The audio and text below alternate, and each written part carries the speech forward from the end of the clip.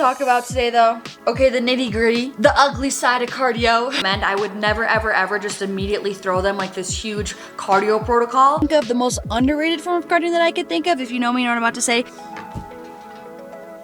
That was when I made the most mistakes in my fitness journey that made me pay the repercussions later. Forms of cardio that help to preserve muscle mass and then also support fat loss journey if that's your goal.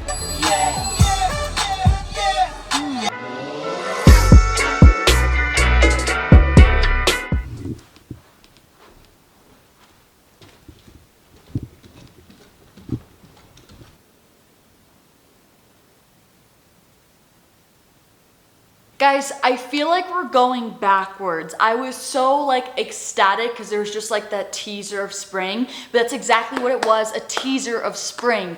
Now it's just like winter storm. Like we're in another winter watch morning. It's a Monday and we're in the winter watch morning, the winter storm morning, excuse me, until Thursday, and it's Monday. What? Anyways, welcome back to another video. Today I'm bringing to you guys an educational one, because I've been watching this one for a while and it's gonna be all about cardio. Cardio 101. Cardio, let's talk about it. You have a question, I'm gonna answer it. All about cardio. I'm intending to clear the air with any misconceptions about cardio, bust any myths about cardio, and share some of my favorite, most optimal and effective ways to perform cardio and to implement it and embed it into your current fitness routine. I am also a personal trainer and I have been lifting weights for about 6 years now, so I do know my stuff and I've gone through a lot of experience. But with that being said, I'm obviously no like expert, I don't know it all. So also when it looks like this outside, like I just want to sit and do nothing and eat. Like that's it. That's all I want to do. But I've been obsessed with peanut butter and jellies lately, so I'm just gonna have one on a little rice cake before I go to the gym. Am I hungry or am I bored and cold? You know, it's just like all one and the same today. Oh, I could have some Greek yogurt too. Nah. Nah. Yay, love it. Also, if you're new here, hello, my name's Olivia and I tend to do kind of more educational videos like this in a vlog style format so it doesn't get super boring. Excuse the dishwasher. I also just want to disclaim that my advice with this video is geared towards like the average individual who is looking just to be healthy in a lifestyle sense. I'm obviously not talking about someone who's training specifically for a sport or a competition or something like that. Like, follow the training protocol of your coach, right? Obviously. And I feel like if you were to look at like the common perception of cardio, usually people think like, oh yeah, that's when you go to the gym and you hit the treadmill or you're on the elliptical or whatever, and that's like your main form of exercise is just going and doing cardio at the gym for like an hour and a half. That's your main form of exercise, and usually they feel like you need to be doing hours and hours and hours of cardio in order to see any sort of progress, in order to have weight management or to maintain your physique. I feel like it's traditionally seen as like the main event. Like that is what you're going to the gym to do, is to just simply do cardio, like that is your workout.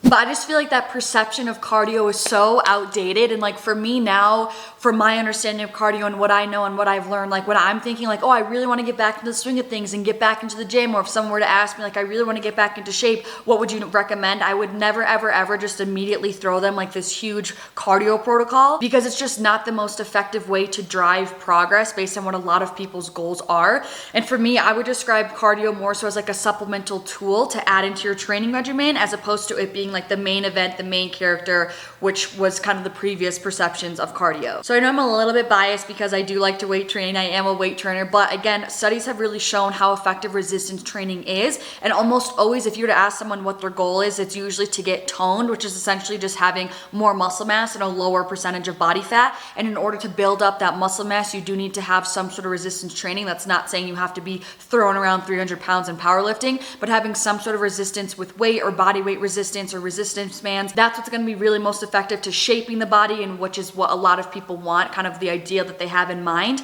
And then supplementing with the cardio protocol, with the step goal, which we're all going to get into in this video, will help kind of make sure that your body fat percentage is in check, along with that weight training also helps that goal as well. But that's what's kind of going to give you that overall well-rounded, most common fitness goal that a lot of people have. It's crazy to me because so many people think that like cardio is like the end-all best way to go achieve your fitness goals, when in reality, there's totally such thing as overdoing cardio, which can actually be counterproductive to what your fitness goals are. And due to the nature of the type of exercise that cardio is, there's studies that show that if you ramp up cardio too fast, too soon, or overall you're just doing way too much cardio, and especially if you're someone who has a goal to maybe lose weight and be in a calorie deficit, that level of cardio is going to be counterproductive because it has shown that it can also ramp up your hunger, make you feel hungrier, which then you end up subconsciously overcompensate by eating more because you're just feeling hungrier. And then again, if you're trying to stay in that caloric window to be in a calorie deficit, you end up kind of negating that calorie deficit and then not making progress towards your goals. Also, too much cardio can negatively impact your hormones, like your cortisol levels, which is your stress hormone, and some of your sex hormones. And I do not say this to demonize cardio or make you guys scared of cardio. That's totally not my intention. I still use cardio in my own training routine. It's great for your heart health, for your cardiovascular health, and 100% helps you train better in other types of training. So 100% helps with your overall athleticism as well. I'm just trying to say there very much so is an optimal sweet spot when it comes to incorporating cardio into your training routine to make sure that you're not overdoing it, and also to make sure that you're using it in a strategic way. All right, I need to pick out an outfit because it is leg day. Ugh, you know what? I think I need to wear my Ice Princess set because, like, what's my Ice Princess set, you may ask? Say less. It's like an old Livfiit set from their, like, I think these are Revivals, OG Revival leggings. But they're literally like the only leggings that I'm okay to hit legs in. Otherwise, I just can't do it and I need to wear shorts and I just put sweatpants over it. Wait, do I have the crop top? Is it clean? Question mark? This could be tragic. Wait, yo, if it's not here, I don't know where it is because I don't know where else it would be. I don't think I really have it. Dog. Hey, Scooby. What in the same hell is going on? Dog, it's MIA. Is this a joke? Oh wait, found it. Just kidding. So now y'all may be wondering, damn, does that mean I'm overdoing cardio? Like, how much is too much? When I say overdoing cardio, like, this is when you're doing, you know, cardio every single day for like an hour, hour and a half, like yada, yada, yada. And again, this is for the average human lifestyle client is what I'm talking about. So this isn't if you're on prep for a bodybuilding competition. There just really is no need for the average like lifestyle client to be doing that much cardio. And especially when you're doing that much, like that's when you can have some diminishing returns for your cardio work that you're putting in. So for me, I would never recommend doing cardio more than like 5 times a week for like max an hour a session. And that's like if you're like deep into a heavy cut or something of the sorts. But like for the average person, I would recommend like 1 to like 3 to 4 cardio sessions a week. For maybe it could be anywhere from 10 minutes up to like 30, 45 minutes. But again, there's no need to be doing it 5, 6, 7 days a week for like hours at a time. Guys, I've been so absorbed with work today. I've only had half of this, which is like a quarter gallon. That's a lie. I also did have another glass of water separately. But if you're watching, chug water with me.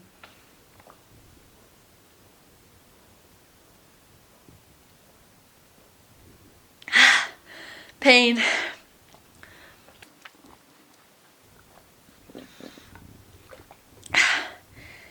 That was kind of unnecessary, and now my stomach hurts. By the way, I'm obsessed with this. Thanks to Alex Earl. We all know she did it. This is in the shade Rose. It's so good. What I really wanted to talk about today, though, okay, the nitty gritty, the ugly side of cardio. I'm kidding, but I just want to talk about HIIT cardio because I think it is so overhyped, so overvalued, overrated, and like, let me tell you something. I have the right to say this because like I was a HIIT whore. I don't know.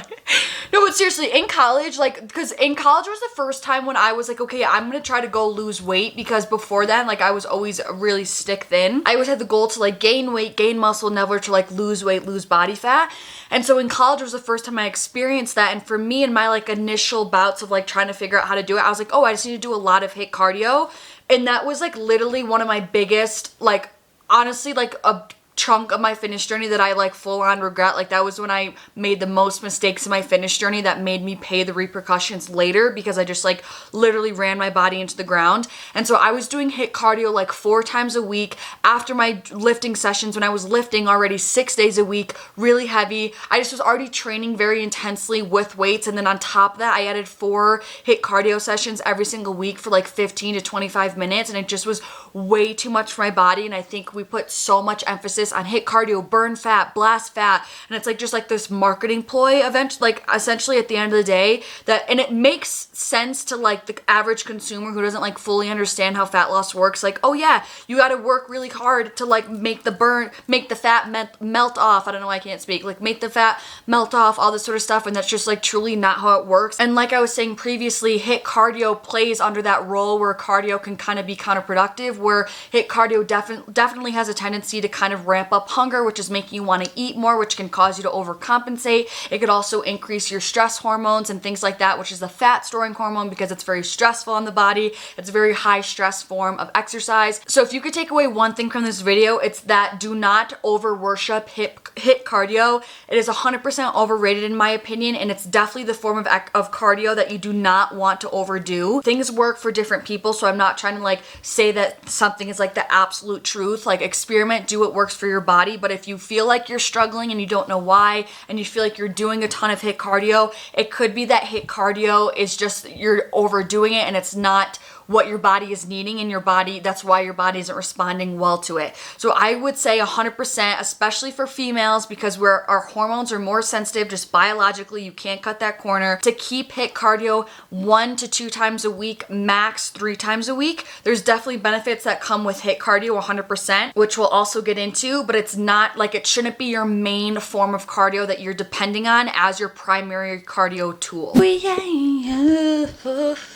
All right, we're still in motion to go to the gym, boys. Don't be fooled. We're just taking my sweet time. Guys, I messed something up by having that much water that fast. I'm gonna have to pee so bad when I get to the gym, I already know. To be fully honest, a big motivating factor to make sure I take my OxyShred is that it helps me get my collagen in, because I can just stack it with this, and then bada bing, bada bum. You got, you know, a good workout underway and some healthy hair, skin, and nails underway. You know what I'm saying? OxyShred is also a great supplement to supplement your journey if you are specifically on a fat loss journey, because this also does have the benefit of helping to transport your fat cells to be used as ATP. It's a thermogenic, which I know that word scares so many people for so many different reasons. There was a clinical study with OxyShred that proved that it helped to increase your caloric expenditure, and even coffee, caffeinated teas, like caffeine is a thermogenic in and of itself, so it's not like this some scary big thing. And it's not to say that if you take this you're going to drop 15 pounds, but I'm just saying it does help to support, assist, and aid on a fat loss journey, because like I said, it's helping to transport your fat cells to be converted into ATP, which is your body's energy source, and be burned as energy. But this product truly can be used for so many things. That's not why I personally use it. I use it for that pre-workout effect because it does enhance performance, focus, and mood, and it just really gets me energized in the gym. I'm just ready for spring, you know what I'm saying? Aren't we all?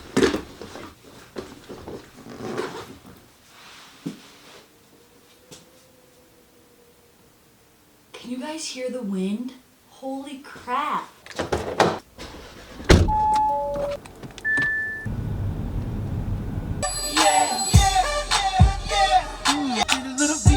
So with HIIT cardio being probably the most overrated form of cardio that I could think of, the most underrated form of cardio that I could think of, if you know me, you know what I'm about to say, is walking. Walking is so underrated. Walking changed my life. I don't think I'll ever stop raving about walking, because that's like the one that would have solved so many of my issues if I just actually finally respected walking and like actually gave it a try and didn't stop looking down on it so much, because I used to think it did nothing. I thought walking was just like a cop out for people who like didn't want to actually put in any effort with exercise, and it's just so not true. Like walking has so many amazing benefits because it has you still burning calories, and like it can totally get your heart rate up, especially if you're walking at an incline, and especially if you're walking at a fast pace. But it's not so over intense where it's ramping up your cortisol hormones and affecting your hormones and all this sort of stuff. It's not ramping up your hunger. It doesn't have a really long recovery time for your body to recover from, especially if you're already going hard with weights throughout the all rest of the week. So walking is just so beneficial, and I think it's so underrated, and incorporating that, you know, whether that being in daily steps or with like an incline walk for an actual cardio session, I think is so powerful, and that's what I personally do now for cardio. I've been doing an incline walk just once a week just because that's what fits with my goals, and I'll be on an incline of 12, just a speed of 3, and I'll do it for like 30 to 40 minutes, and I've seen great results. I always see such great results when I turn to walking in some form when I'm looking to lean out, so I can't rave about walking enough. All right, what did I tell you guys? Just got to the gym, already had to pee because I drank so much water at once. But next thing I want to talk about is the big like myth that doing cardio is going to kill your gains. At least for me, that was something when I was like frantically researching how to build muscle, how to put on weight. I was kind of almost terrified to do cardio because I thought it was gonna like be harder to gain muscle and would make all my muscle go away. So I literally never did cardio for the first few years of my fitness journey because my goal was always to put on weight. I just think that's way blown out of proportion. That's really not how it works. You really just would need to be doing like copious amounts of cardio every single week in order for it to really directly like inhibit your gains. But if you're doing cardio a few times a week, like I was describing before, like 1 to 4 times a week for a normal like moderate amount of time, you really don't need to be worried about it cutting into your gains, especially if you still are training hard, incorporating progressive overload, and still are lifting weights most days throughout the week. Guys, I literally need to pee again. I literally am 2 sets into my first exercise.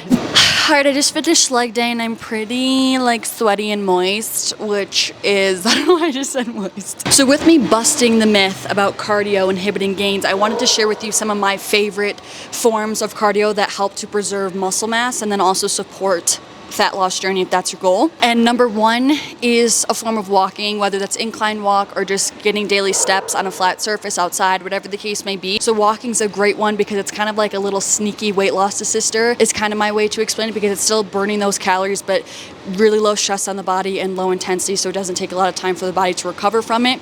And then also on the contrary, I think HIIT is also a really great way to help preserve muscle while burning those calories because it includes a lot of fast bouts of movement that tend to yield more muscle recruitment than say like just going for a distance run or being on the elliptical. It definitely takes more muscle recruitment and engagement. So with that being said, while also burning calories, but with that being said, it is high intensity and it does take a good bit for your body to recover from it. So that's why I say to keep it at a minimum and have it be like a small supplement in your cardio routine where you're keeping it to 1 to 3 sessions per week at the most. Okay guys, it's a little bit later now. I'm so exhausted. I came home and literally just ate everything I could possibly want. I was just having a little bit of everything. I had some carrots and hummus. I had a beef burger that I made with some leftover sauteed zucchini, yellow squash, onions. I had peanut butter and jelly toast. I had a ton of true fruits. I had a chocolate and coconut, but I just wanted everything. So just having, pickles. I had 2 pickles. I just wanted a little bit of it all, you know what I'm saying? But I'm gonna do some skincare. Can I prop you guys up? I'm so lazy to go get my tripod. No way. You guys are literally propped up. Oh, this is so sketch. In between, like on top of my faucet and up against my wall. I heard you're supposed to have a moist face when you put on your skincare, so I've been putting some more water on my face because my face is always dry after the shower by the time I get to my skincare. Also, you guys, my tan is fading so hardcore from being in Hawaii. It's so sad. I'm looking at myself right now and I'm like, I'm pale again. How did this happen? But my last little topic that I want to talk about is daily steps. Is it considered cardio or not? I get this question quite a bit, and honestly I adopt the kind of bodybuilder mentality when it comes to this. I do not classify daily steps as cardio because it's not. I classify that as just like your daily movement, your daily activity. And if you're familiar with the energy expenditure equation, there's a portion called NEAT, which stands for your non-activity thermogenesis, which represents all of the calories that are burned from the activities of daily living, which is like cleaning, walking, going up the stairs, walking into the grocery store. And to me, like, that's what daily steps are. It's just increasing your overall movement. So another category of that overall energy expenditure for the day is physical activity, which is like organized exercise. So I don't count daily steps as cardio, but I do count walking as cardio when it's like in an organized way. For example, like in an incline walk. That's like how I classify that, because it has like a little bit more intensity. There's a little bit more of an actual cardiovascular component, which I feel like cardio really needs to yield. Like when you're just casually walking or just even going for a walk outside and getting your steps in, usually your heart rate like isn't up or anything like that. So I feel like that's also a good rule of thumb. Like if your heart rate is up, then that's kind of more classified as cardio. But like your just daily steps, when you're not like, you don't even notice your heart rate changing or fluctuating, then that is just activities of daily living, which still plays a role in energy expenditure. I love OSEA. I have a link with OSEA as well in the description box if you guys are interested in purchasing some of their skincare. I'm like not kidding, this is the only skincare really that I use. This is their hyaluronic C serum, their lotion, and then I use their ocean cleanser, which is so gentle on the skin. And I have some other OSEA stuff, I just didn't use it today. And I have been using this Josie Maran, I think is how you say it. They sent me some stuff where they have like argan oil products, and this is some sort of pure argan milk intensive hydrating treatment. So I put this on my face a few times a week. But these are like my staples, like every single day. Even if I don't wash my face and I like shower in the morning, I will put these on no matter what. But I also am using this is like the body lotion that I've been using that I honestly really like. I can't say I trust the ingredients. I haven't really looked into it too much. OSEA has incredible ingredients. They like are proven to not have any ingredients that can contribute to like cancer or any harmful toxic ingredients. So I don't know if this is the same for this brand, but like I said, they sent me some stuff to try out, and I've been using it. I really just love when I see you guys posting about the podcast on Instagram and tagging me. Like nothing makes me freaking happier. I get butterflies in my stomach. Also, that reminds me, I did start a whole separate YouTube channel for the podcast, which still a part of me is like, is this so extra? But the other part of me is like, no, it makes so much sense. Like you should have done this in the beginning.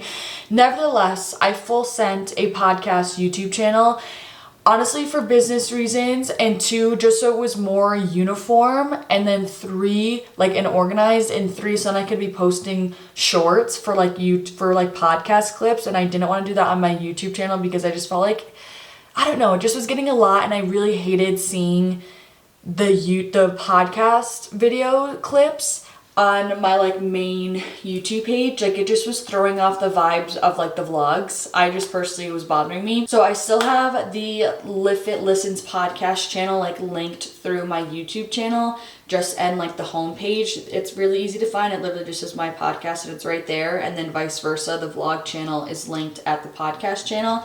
I think it looks really cute. I'm excited about it. I like completely have changed my thumbnails. So go subscribe over there if you want to support the podcast, support me, and if you want to make sure that you don't ever miss the actual podcast videos. All right, guys, that's it for this video. I hope this helped. If you have any other questions, feel free to comment down below. And if you want me to make any other like videos to elaborate on this concept, let me know down below in the comments as well. Again, if you enjoy running, if you enjoy the elliptical, girl, dude, anyone, freaking do you. But this was just kind of my 2 cents on kind of optimizing the process, I guess, if you will. Because I know there's so many people that want to see progress in their physique and their health and their fitness journey and dread cardio and think that that's the only way to get there, which is not the case. And that's, I hope, what I busted with this video, I guess. So anyways, thank you guys so much for watching. Don't forget to like if you did enjoy this video, and subscribe if you want to see more videos from me. I'm sending you so much love, and hopefully I'll see you in the next video. Yeah.